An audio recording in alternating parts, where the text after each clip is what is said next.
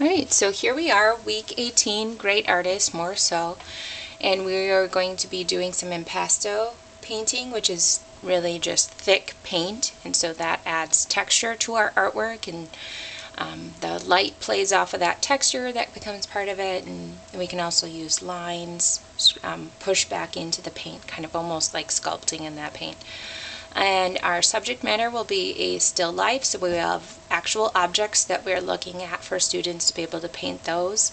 I've got a variety of objects here, and I have similar objects for class, and but I chose several items. You may want to choose for your class, just knowing how painting has been going so far. Just maybe 2 or 3 of those objects to focus on for the time you have in class. But I'll demonstrate all of these to just give you some ideas of how to use this technique. And our inspiration for doing the still life is thinking about Morisot's The Bird Cage is one of her still lifes, or the Blue Vase, among just 2 examples among many of her paintings of everyday scenes and things around her. Our paintbrushes we will be using have available, the paintbrushes that we've used so far with other artists, as well as a bigger, thicker brush that you can use that too, and cardboard to be painting on, so it's nice and thick to support all that thick paint and working in the paint. And then popsicle sticks to be able to draw back into the paint to add texture too, and lines. I'm just using a plastic knife, the back of a plastic knife for this demo. You could also use the back of the paintbrush to do that too. Paper towels and water, and then for this demonstration for the video, just so I can show you a variety of things, I already have mixed up a red-orange, a red-violet for the ball of yarn, a brown, which is a mix of the primary colors again, and then a gray for the metal, and a green here. But yeah, just mixing those primaries will give you brown. Have students do that if you choose to use the pine cone, and then white and black, obviously gray, and then but remembering those color wheels. So maybe you want to do that as part of your kind of warm up, build up to starting the project. Just have students mix the colors for the objects that you have chosen for your still life, to have that all ready to go. Okay, so to get started, I am just going to lay down areas of color, and I would focus on just one object at a time, not trying to fill the whole paper with everything you see, but focus on one object at a time, because the paint will start to dry and not be able to work in that texture and line. That's kind of fun, and a fun technique for this project. So it's thick, and you can always add more. So like I'll start with this ball of yarn here and just lay down a circle, and remembering the impressionist technique of just kind of areas of color. There's not a lot of detail, especially with Morisot, that we can see her brush strokes and lines, and it's not super detailed.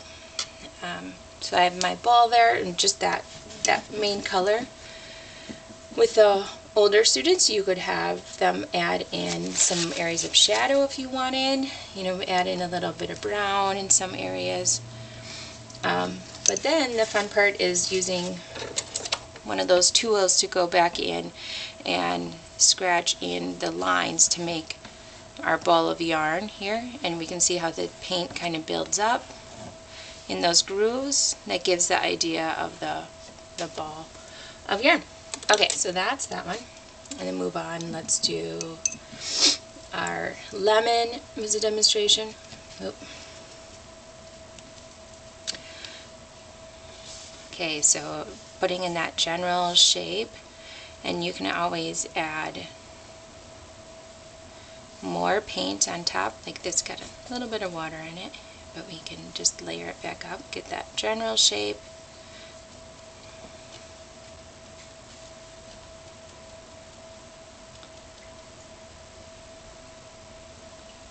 And it's okay if it's globby and a little bumpy. That kind of adds to the texture for that object. Okay, so this one, so we've got that, and I could also add in some areas of highlight where we kind of see the light bouncing off that shiny lemon, and just kind of dab in some white to be those highlight areas, or some darker yellow to be those shadow areas around the bottom.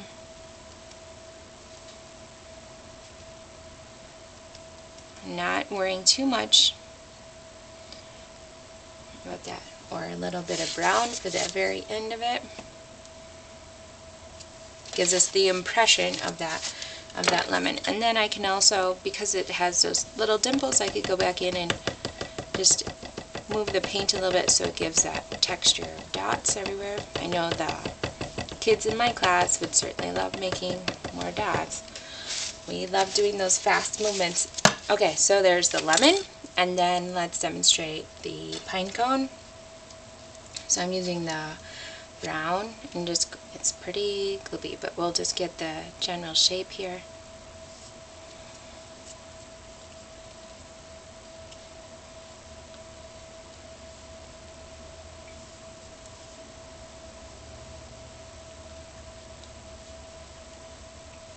Okay, so we have that general shape. Now I could add in a little bit of black, and just dabs of that to add in those little darker shadow areas.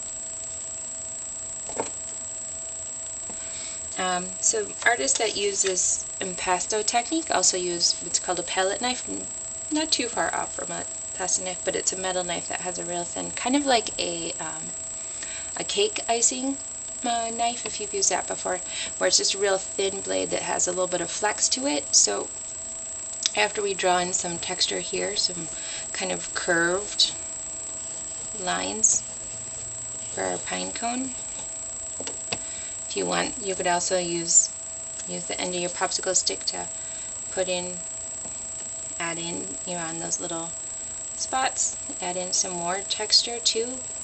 And that's something you would do with a palette knife, and to layer on paint like this too, instead of just trying to spread it around.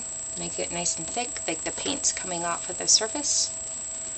Okay, you get the idea of that. And now let's do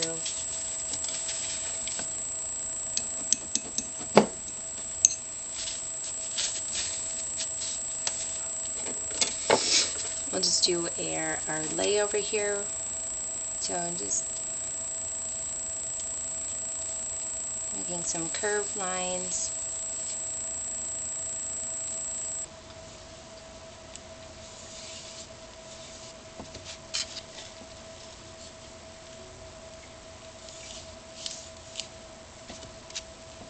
You could talk to them, about overlapping and kind of putting these objects together. And there's just all kinds of vocabulary from the previous lessons that you could continue to incorporate here.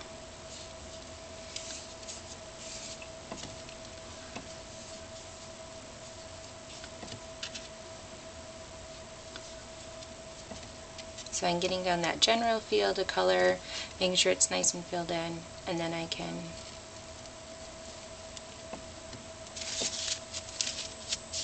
go back in and use that popsicle stick or knife and add in that texture, move that paint around a little bit.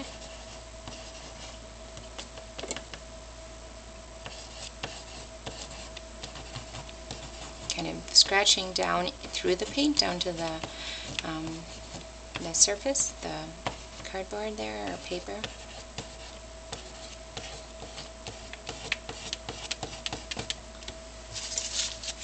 Alright, now we've got this screw. We'll do real quick here our little toy bolts.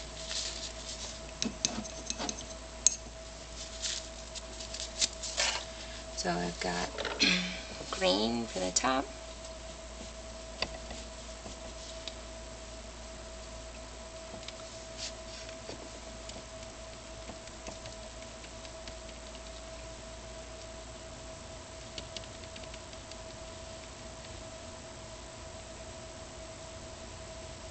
so this texture should be a little bit smoother if we look at that surface, but our paint is also pretty globby. And then I'm going to use just a little bit of white, make a tint of the brown.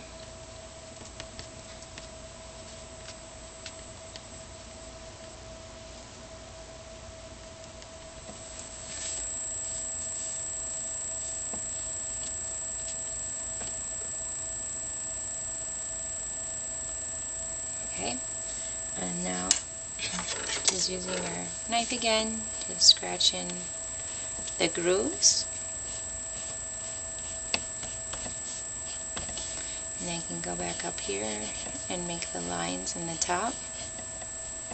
You can even scrape off some of those glabs if it's too much.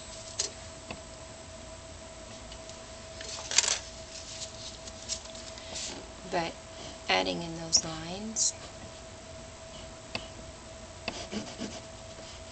Like that. Okay, and then our plant in our metal container here. So I'll use a bigger brush for that. I'm just going to use the gray and kind of big brush strokes. I can see those brush strokes there because of our thicker paint.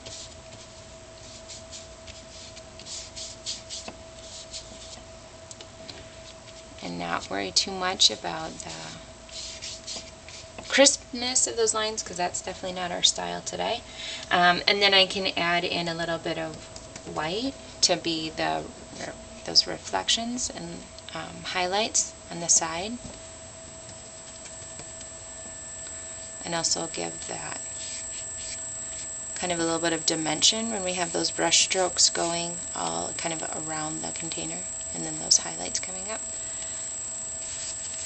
And then our leaves. So these are fun and easy, just more of that green. You could use, if you have time, you could certainly mix darker greens or lighter greens to add in there to give more dimension again. But just kind of, so I've got one color green, and then because there are a couple of highlights, I could very easily come in with a little yellow and do a couple just dabs here to give that idea. Down there.